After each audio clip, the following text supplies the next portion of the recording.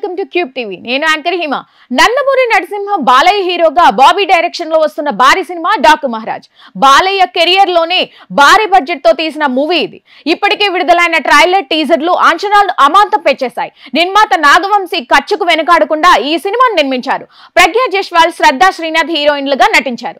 ఈ సినిమా నేడు థియేటర్లోకి వచ్చింది. మరి బాలయ్య అభిమానుల అంచనాలను నిజం చేసిందా లేదా నిరాశపరిచిందా అనేది తెలుసుకుందాం. సివిల్ ఇంజనీర్ గా పనిచేసి సీతారాం అలియాస్ బాలయ్య అన్యాయాన్ని ఎదిరించే డాకుగా మారతాడు. మధ్యప్రదేశ్ ప్రాంతంలో జరిగే అన్యాయాలను అతను ఎదిరిస్తూ ఉంటాడు. దాంతో అక్కడి ప్రజలు అతని డాకు మహారాజ్ గా కీర్తిస్తూ ఉంటారు. అలాంటి వ్యక్తి వైష్ణవి అనే చిన్న పాప కోసం ఆంధ్రాకి వస్తాడు. అసలు డాకు ఆంధ్రాకి ఎందుకు వచ్చాడు? ఇంతకీ వైష్ణవి అనే అమ్మాయి ఎవరు?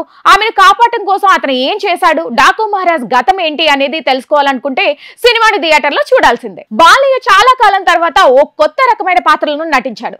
ఇప్పటి వరకు మాస్ యాంగిల్లో ఉండే పాత్రలే ఆయన ఎక్కువగా చేశాడు. కానీ ఇందులో డాకు మహారాజ్ గా ఆయన కొత్త ప్రయత్నం చేశాడు. డైరెక్టర్ బాబీ రాసుకున్న కథలో చాలా వరకు రొటీన్ గానే అనిపిస్తుంది. కానీ ఆయన తెరకెక్కించిన విధానం బాగుంది. కథ ఎంత రొటీన్ గా ఉన్నా సరే దాన్ని తెరకెక్కించే విధానంలోనే దర్శకుడు పనితనం కనిపిస్తుంది. ఈ విషయంలో బాబీ మార్కులు కొట్టేశాడని చెప్పుకోవాలి. ఈ సినిమాలో ఎమోషన్ సీన్లు అతిపెద్ద బలం. దానికి తోడు యాక్షన్ సీన్లను కూడా సమానంగానే రాసుకున్నాడు బాబీ. కోర్ ఎమోషనల్ సీన్స్ చాలా బాగా వర్కౌట్ అయ్యాయి. ఎమోషన్ సీన్ల సమయంలో వచ్చే బీజిఎం హత్తుకునేలా ఉంది.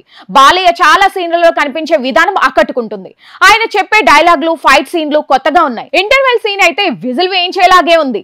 కాకపోతే కొన్ని సీన్లు పరమ రొటీన్ గా అనిపిస్తాయి. ఇలాంటి సీన్లు చాలా సినిమాల్లో చూసాం కదా అనే ఫీలింగ్ కలిగినా వెంటనే కథలో వేగం పెంచడం వల్ల ప్రేక్షకుల అటెన్షన్ లోకి వచ్చేస్తారు. బాలయ్య పాత్ర చుట్టూనే మేజర్ కథ సాగుతుంది. ఆయన పాత్ర తర్వాత ప్రజ్ఞా జైస్వాల్, శ్రద్ధా శ్రీనాథ్ల పాత్రలు కూడా మెప్పిస్తాయి. బాబీ డియోల్ పాత్ర కూడా చాలా బాగా ఎలివేట్ చేశారు. బలమైన హీరో పాత్రకు అంతకంటే బలమైన విలన్ పాత్ర ఉంటేనే సీన్ పండుతుంది. ఈ విషయంలో బాబీ సక్సెస్ అయ్యాడు. అందుకే బాలయ్య, బాబీ మధ్య వచ్చే సీన్లు ఆకట్టుకుంటాయి. ఈ సినిమాను బాలయ్య వన్ మ్యాన్ షో అనే చెప్పుకోవాలి. బాలయ్య మరోసారి ఇందులో మెప్పిస్తాడు. ముఖ్యంగా యాక్షన్ సీన్లు, ఎమోషన్ సీన్లలో ఆయన నటన బాగుంది. ఓ వైపు తన రౌద్ర రూపాన్ని చూపిస్తూనే మరోవైపు ఎమోషన్ సీన్లతో కట్టిపడేస్తాడు. అందుకే ఇది బాలయ్య నటనను చూపించే సినిమాగానే చెప్పుకోవాలి. ఇక బాబీ డియోల్ తన పాత్రకు తగ్గట్టు విల్నిజాన్ని చూపించాడు.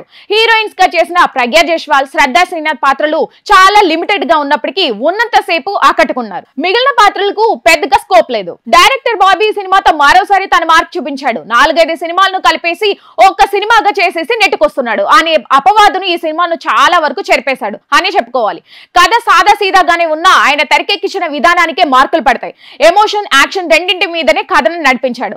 టేకింగ్, విజువల్స్, పాటలు ఇవన్నీ కలిపి ఓవరాల్ గా ఓకే అనిపించుకున్నాడు. తమను అందించిన మ్యూజిక్ కంటే బీజిఎం కే ఎక్కువ కనెక్ట్ అవుతారు ప్రేక్షకులు. ఫోటోగ్రఫీ కూడా చాలా వరకు సినిమా సక్సెస్ లో కీలక పాత్ర వహించింది. ప్రతి షాట్ ని ఫ్రెష్ గా చూపించారు నిర్మాత నాగవంశీ.